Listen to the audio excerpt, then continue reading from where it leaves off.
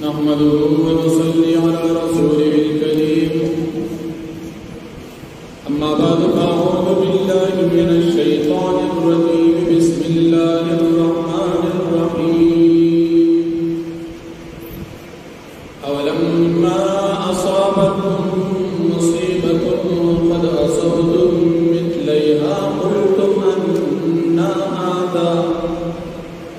قل هو من عند أنفسكم إن الله على كل شيء قدير صدق الله العظيم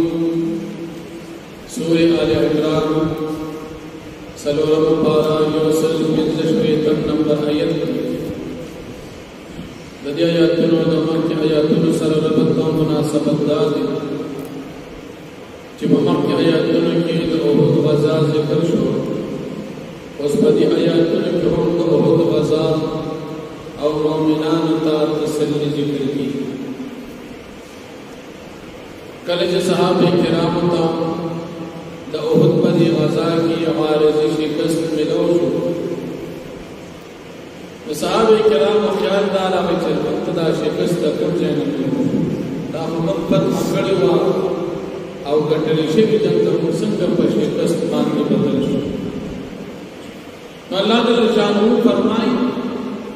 مومنانو ته تسلی ورکړي او بیتا د خپل غلطۍ نشاندهي کتا ست د احد په دې غزا کې شکست ملو شو او یا صحابه شهیدان شو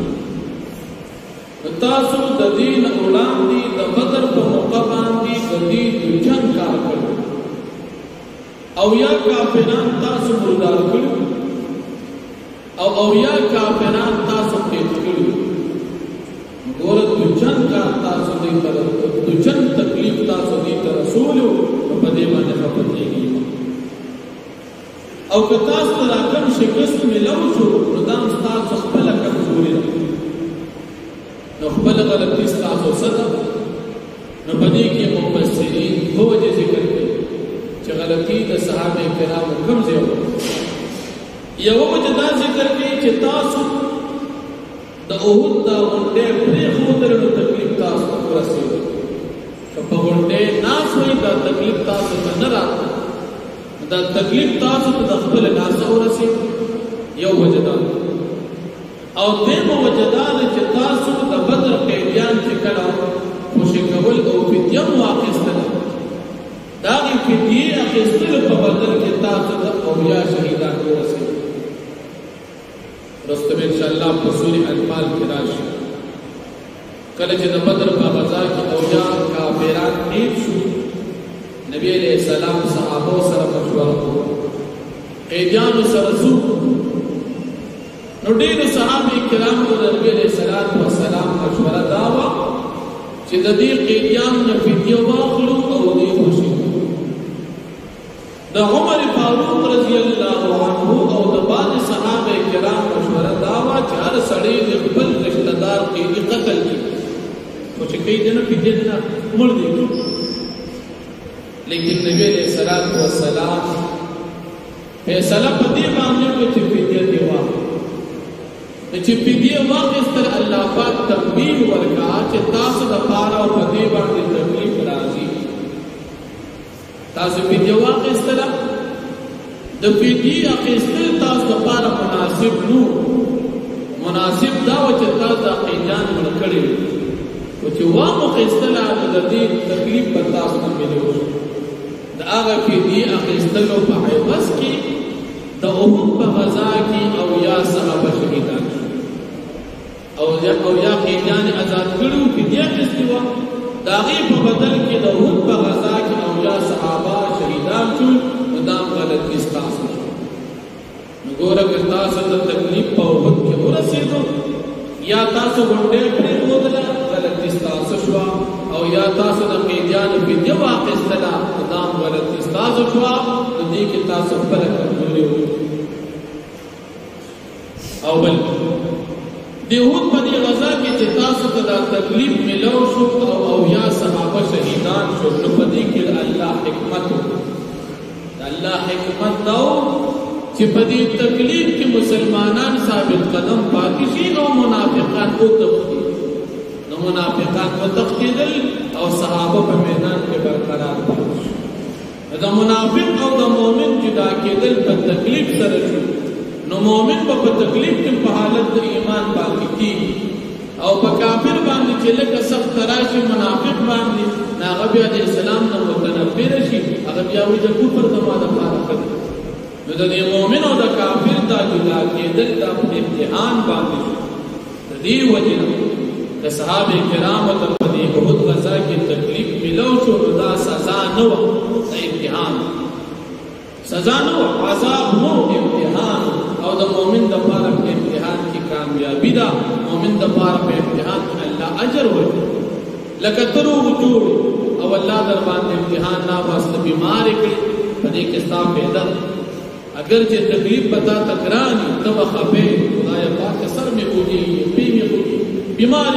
او په دې کې ستا پیدا ستا په الله ګناهونه معاف کړي د دې د وجه الله تعالی د غټ مصیبت نه ساتي د مؤمن د پاره په امتحان کې پیدا او د کافر د پاره په امتحان کې پیدا دي چې کافر بل دا منافقان دومره بیکار کدی منافقان او تویل چې تاسو راشي د صحابه کرامو مرګیا او په ځکه تاسو د قوم قبيله خلق دي د احد په دې غزا کې د صحابه مرګیا کوي دا کافرانو په حمله کړی دا او چې سره مخشوي دي نو مرګیا یو دا منافقان دومره بیکار دي دوی موږ د جنگ چل نه راځي نو خچل ورتلو په د مسلمانانو مرګیا یا نه کولو دروغ دي الله فرمایي په دې ورځ باندې د دې کفر ډېر ښکار شو مخکې ودی د مسلمانانو سره جماعتونه ته منځلم کړ د نبی عليه السلام مجلس ته راته چاته پته نه و چې دا مسلمان دي که منافق دي او چې د جهاد په موقع د مسلمانانو مرګیا او نکړه ټول مسلمانانو ته ښکار شو چې د جهاد د ځکه نه راځي چې دا منافق دي د نبی عليه السلام او د صحابه د پاس کنهږي چې دا منافق دي دی په خلی وی مسلمانان یو او په حقیقت کې دا د زړه له سره مسلمانان نه دي او الله پاک په دې باندې وی نو الله جل شانه فرمایي اولما اصابتكم مصیبه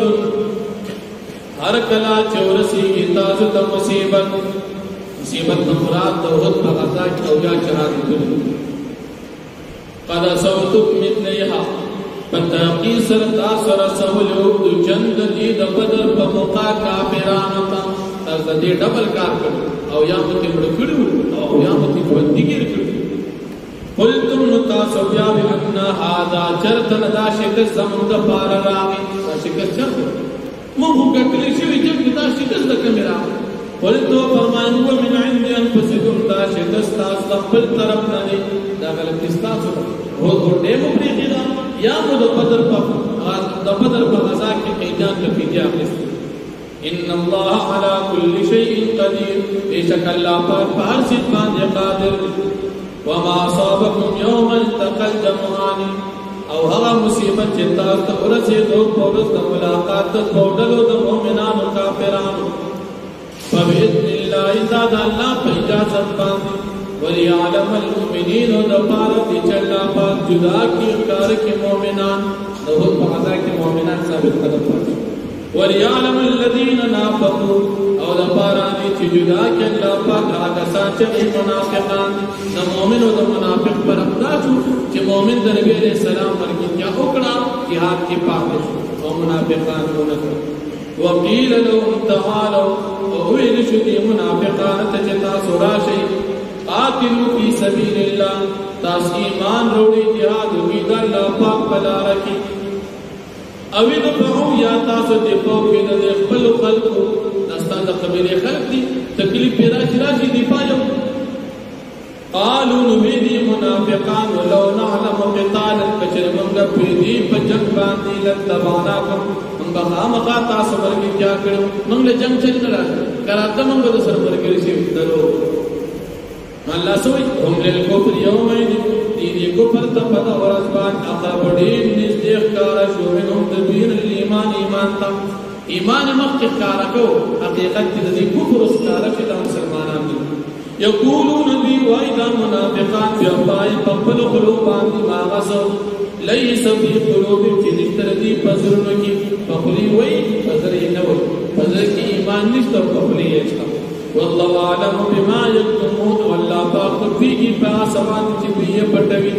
په خولې چې څه ښکاره کوي او په زړه کې کوم پټ کړي الله په دې باندې پوهېږي واخر دعوانا